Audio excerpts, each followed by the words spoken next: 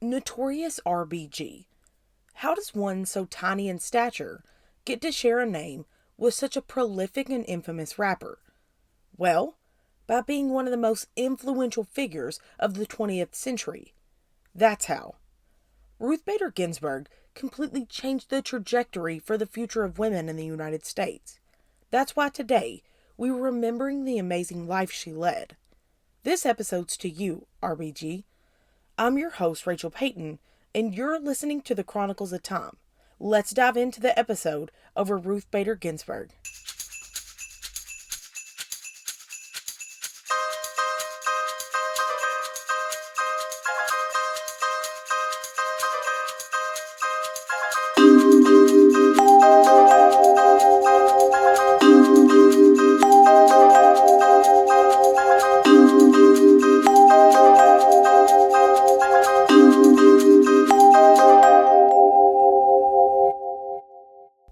Neither of my parents had the means to attend college, but both taught me to love learning, to care about people, and to work hard for whatever I wanted or believed in.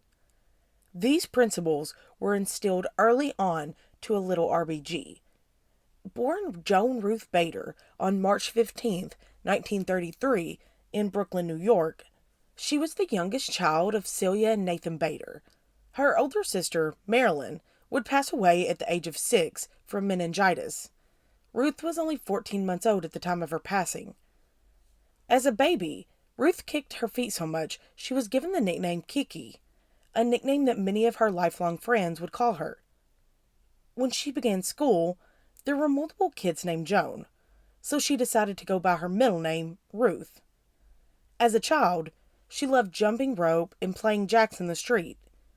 But by the age of 8, she would witness the start of World War II. By high school, she was a stellar student who played the cello and was a baton twirler. But an unfortunate turn of events was occurring during her high school years. When Ruth was a freshman, her mother was diagnosed with cervical cancer. She would live long enough to see Ruth get accepted into Cornell, but passed away a day before Ruth's high school graduation. Ruth didn't attend the ceremony. In 1950, Ruth entered Cornell University on a full ride.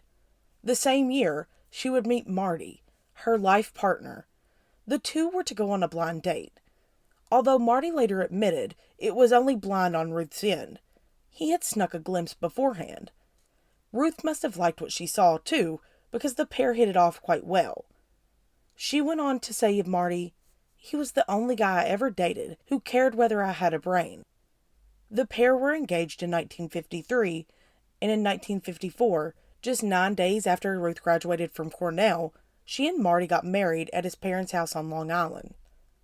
The same year they married, Marty, who was in the Army Reserve, was called for active duty. He was stationed in Oklahoma, where Ruth did clerical work. She would end up being demoted from her position due to becoming pregnant with her and Marty's first baby. This would be one of many obstacles Ruth would face in her lifetime for simply being a woman and a mother. After 2 years, Marty was done with the service, and it was time for the pair to resume their studies. In 1956, Ruth entered Harvard Law School as one of only 9 women in a class of over 500 men.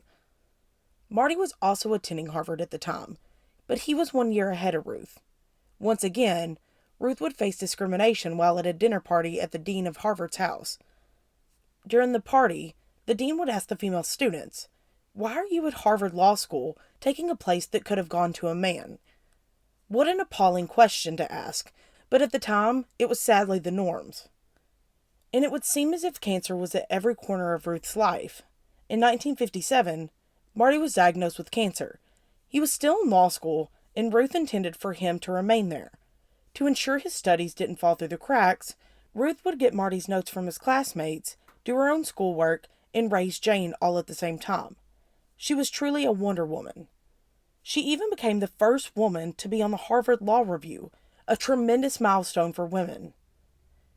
In the end, Marty would survive his cancer and graduate from Harvard. He was offered a job in New York, but this required Ruth to transfer to Columbia for her senior year. In 1959, she went on to graduate from Columbia, tied for first in her class. With a resume like that, She should have job offers coming left and right. But it was in fact the opposite. Finding a job was hard, and I can only imagine she would have easily found a job had she been a man, as Marty did. But in the meantime, she would settle for a law clerk position until she secured a job at Rutgers Law School, making her one of just 2 women on the faculty. During her years there, Ruth and Marty welcomed their second child, James. The pair was ecstatic about the new arrival to their family because they had been told that Marty wouldn't be able to have any more children after his cancer. In 1972, Ruth was offered a position at the prestigious Columbia University, in which she had graduated at. This same year, she was named a director at the American Civil Liberties Union, or the ACLU.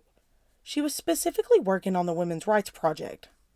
Ruth Bader Ginsburg was making a mark on this world. During her time at the ACLU, Ginsburg argued before the Supreme Court 6 times and won 5 out of the 6 cases. Many of these cases had to deal with discrimination, a topic that was near and dear to Ruth. She was making an epic impression on some pretty important people, so much so that President Jimmy Carter appointed her to the United States Court of Appeals for the District of Columbia. But someone had their eye on the Supreme Court. Not Ruth, Ruth's daughter, Jane.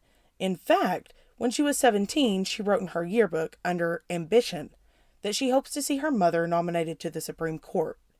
Well, her hopes would become a reality when in 1993, President Bill Clinton appointed Ruth Bader Ginsburg to the Supreme Court of the United States.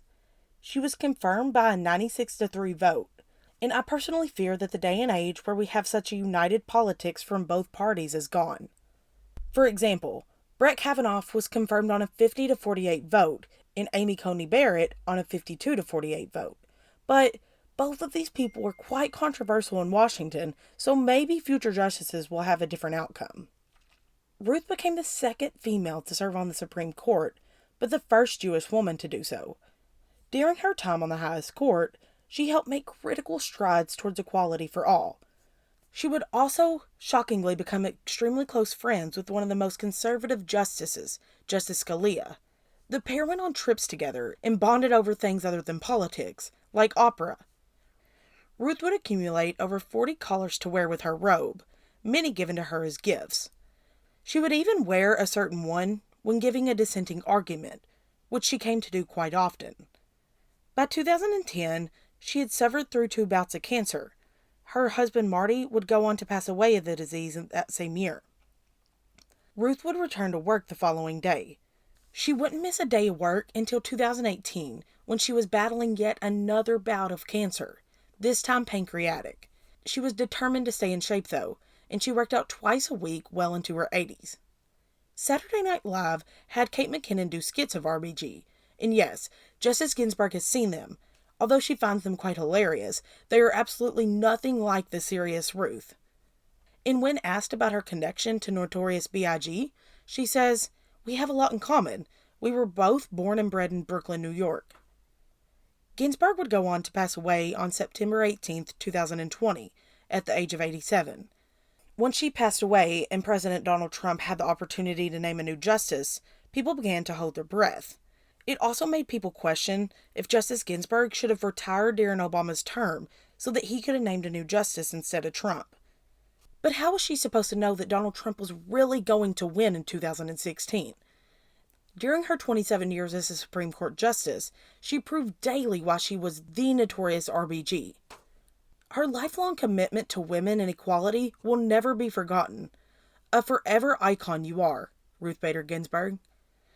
Thank you all so much for listening to this episode over the amazing RBG.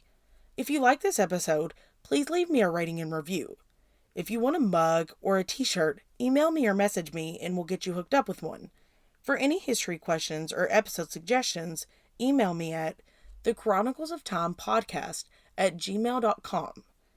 Thank you again for listening to this episode. I'm your host, Rachel Payton, and you just listened to the Chronicles of Time.